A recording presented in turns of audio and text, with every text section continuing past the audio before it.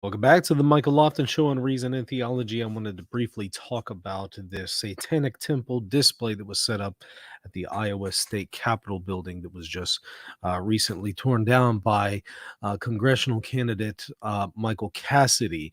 And let me share my screen so you can kind of see this display that was set up. This was, again, a satanic display and altar that was set up at the Capitol. You can see it here, this vile, disgusting thing. Looks like we got a little altar with devotional candles and yeah, this Baphomet looking image. So here is some news that is being reported on this. This just happened today. A former congressional candidate from Mississippi has been charged with allegedly vandalizing the Satanic Temple of Iowa's statue depicting the pagan idol Baphomet at the Iowa State Capitol. Michael Cassidy, 35, of Lauderdale, Mississippi, was charged with fourth-degree criminal mischief on Thursday. According to the Iowa Department of Public Safety, the charge should carry 1 year in prison. Or I'm sorry, could carry. I misread that. The charge could carry 1 year in prison and a $2,500 fine. Well worth it, in my opinion.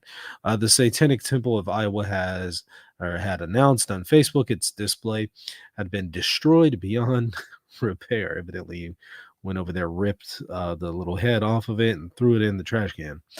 The installation, permitted under state rules governing religious displays in the building, has been debated and criticized by Iowa and national politicians.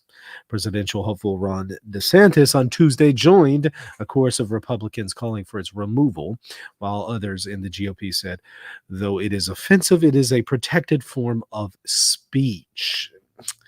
Governor Kim Reynolds called the display objectionable and called for Iowans to pray in response. Is this really a protected form of speech? I mean, was there really a need for them to set up this display, especially at the time right around Advent, with the Christmas season? Was there really a need for them to express their religious views, or was this clearly set up to antagonize Christians, provoke Christians? I think that that's much more likely to be the case. And should that then be a protected form of free speech? It continues, in a free society, the best response to objectionable speech is more speech. And I encourage all those of faith to join me today in praying over the Capitol and recognizing the nativity scene that will be on display, the true reason for the season, she said.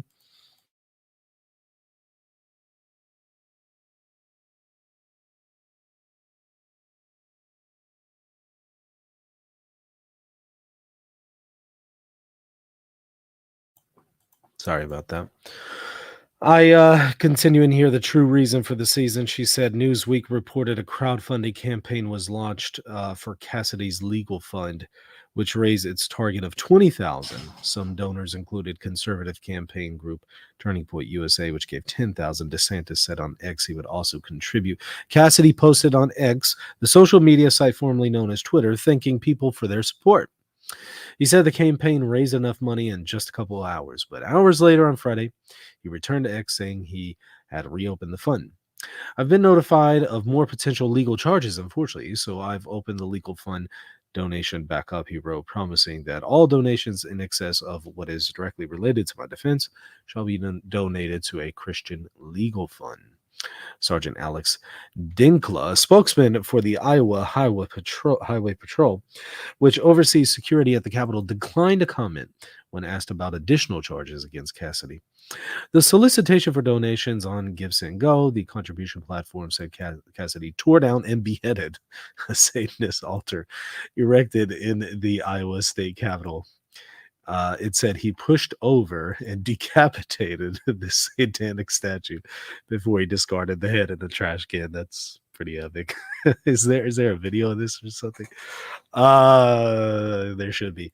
Out of millions of Christians in this nation, Cassidy was the first to act in bravery and conviction. It said he was not willing to see God reviled, especially in a building where lawmakers are supposed to honor Jesus Christ as king and look to his law for wisdom as they legislate with justice and righteousness. Now, that part, I mean, I sure hope that that's true, but is that in fact true? At the Iowa Capitol building, they're supposed to honor Jesus Christ and his law. I mean, again, sure hope that that's true, but I wasn't aware that they were under any obligation to do that. But that is kind of beside the point, though.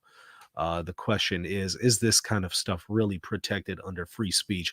Should other religious groups like this be allowed to antagonize Christians and provoke Christians and basically mock us during our period where we are anticipating the advent of Jesus Christ? It seems to me like it's certainly questionable whether or not this is protected under free speech. And even if it is, then the question is, should it be? This whole experiment that we've had here in the United States of America of the freedom of speech. Has it really been successful? What are the limits to it? Should there be this kind of indiscriminate ability to say whatever you want? I mean, with just very, very, very few limitations, it would seem. An online publication, The Sentinel, said it sponsored the fundraiser and quoted Cassidy in an interview as saying he destroyed the display to awaken Christians to the anti-Christian acts promoted by our government. Was this in fact an anti-Christian act, or did they really have a need to display this thing during Advent? The article said Cassidy surrendered to police officers after the vandalism. The world may tell Christians to submissively accept the legalization of Satan, but none of the founders would have considered government sanction of satanic altars inside Capitol buildings as protected by the First Amendment, which may be true, but then the question is, would they have been consistent with the very legal system that they created?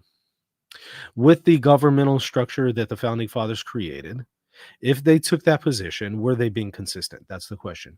And this whole experiment that the founding fathers engaged in, are we seeing it falling on its face at this point? Are we seeing it collapsing on itself? Or is this an abuse of the governmental structure that they created? I'd like to see some discussions there. Anti-Christian values have steadily been mainstreamed more and more in recent decades, and Christians have largely acted like the proverbial frog in the boiling pot of water. That's probably true. Cassidy, in a separate X posting, defended the attack and criticized those who, while saying they found the display offensive, took the position that it was permitted as an exercise of free speech. Again, that is part of the debate. I mean, is it protected under freedom of speech? And then if the answer is yes, then my question is, should it be? And if this is a government that does protect that, then we have to start asking more fundamental questions. Is this really the best form of government that we should have? To Christians who defend satanic altars when they speak with their church, family, friends, co-workers, or on X, would you use the same argument if you were speaking with God? Think on that, he wrote. Okay. So I want to also briefly read this from Dignitatis Humanae.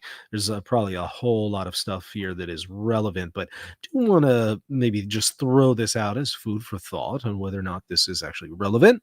Religious communities, the document says, this is from the Second Vatican Council. Religious communities also have the right to not be hindered in their public teaching and witness to their faith. This is in reference to obviously a secular state, you know.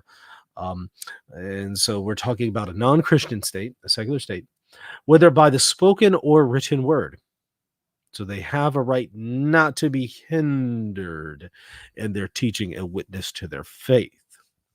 However, in spreading religious faith and in introducing religious practices, everyone ought at all times to refrain from any manner or of action which might seem to carry a hint of coercion or of a kind of persuasion that would be dishonorable or unworthy. Now, is this a form of persuasion? They're persuading us of their religion or expressing their religion that is unworthy.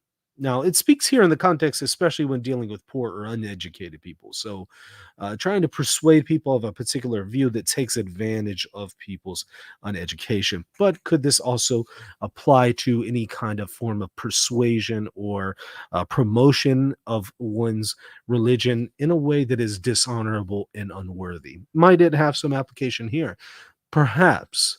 Is it dishonorable and unworthy for Satanists to try to provoke Christians during the time of Advent by setting up their display in public places like this? Um, I think one could certainly argue that is the case. But I would love to see more discussion here. And so I hope that this incident actually provokes more discussion between Christians and non-Christians on the question of freedom of speech, the governmental structure behind this question. To what extent should we have freedom of speech? Is this a form of freedom of speech? Those are things that I eagerly want to see debated and discussed. Obviously, I'm in favor of a certain amount of freedom of speech, of course. But then the question is, what are the limits there, right? Should there be limits? And if so, what are they? And does this fall within the limits, or does it fall within excess of those limits? I think that that's, again, something that we need to see. So I look forward to more discussion on this, and certainly very was very intrigued to see Michael Cassidy's actions here. There he is. You can, well, hold on, let me show you his face here. There he is. Certainly intrigued to see the actions that he took in decapitating, beheading the satanic display and then throwing it in the trash can. And according to the Satanists, taking their Baphomet and destroying it beyond any kind of recovery, I think is the language that they use, or destroyed beyond repair. I'm sorry. Okay. Well, anyways, hope y'all enjoy this one. Hit the like button, hit the subscribe button, and I'll see